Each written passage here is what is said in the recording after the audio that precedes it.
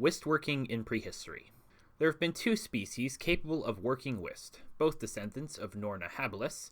Norna dirus, hereafter referred to as Beastmen, were the first to settle Cantamland, forced there from the other side of the world by Norna wistus, hereafter referred to as humanity. The Beastmen used wist to combine their body with the skins of animals they killed. Through meditation and mind-altering medicines, wist inside the body could be brought to just below the skin. With the pelt of the beast draped over the wist-saturated skin, a needle would poke through the animal skin and into the flesh of the beastman, and when the needle came out, a small amount of the wist in the blood would follow. This process continued until the entire area covered by the skin was poked. At this point, a great shock was applied to the system. Any form of sudden and drastic change would do, and most common was being thrown into a rushing river in the winter.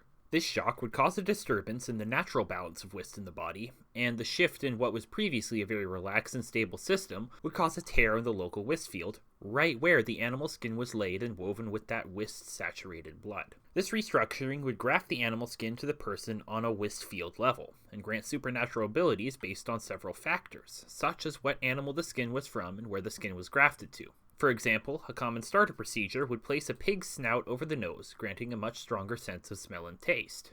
Complex procedures could even add animal bones, such as skulls and claws, though this was much more difficult as the bone still had to be soaked in wistful blood. Meanwhile, back on the other side of the planet, humanity had much less ability to work with wist. The only method with any success was a form of martial art, where great dedication could redirect the flow and balance of wist within the body, providing great strength to specific body parts, or acting as an emergency extra boost of strength. While humanity was busy mastering civilization building, the Beastmen became masters of wist. The wiststorms unique to Cantamland were not nearly as much of a hazard as they are in the modern era, as beastmen could shed their skins after being tainted by a wiststorm, and most of the impurities in wist taint would shed with the skin. This meant they could build large settlements far from the coast, closest to the large beasts they hunted. They had settlements of thousands when humanity arrived by chance. A trading ship blown far off course sighted the continent, and with no other options, these first humans set foot in what would eventually be Atonia.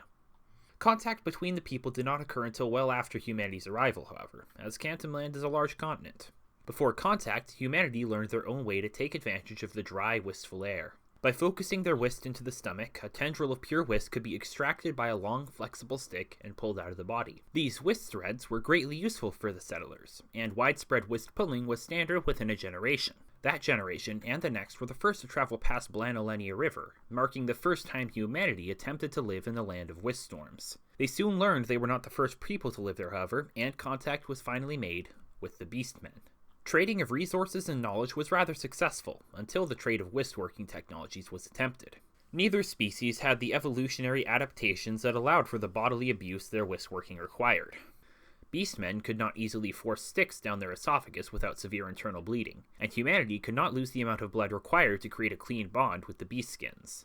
Over time, humanity repeated what they did once, tens of thousands of years ago, and expanded rapidly across the continent, forcing out the Beastmen.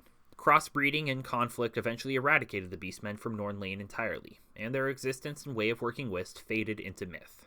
Myth and history is so often a blurred line when looking into the past, but with the founding of Izmitliski, prehistory ends and the history of Cantamland begins.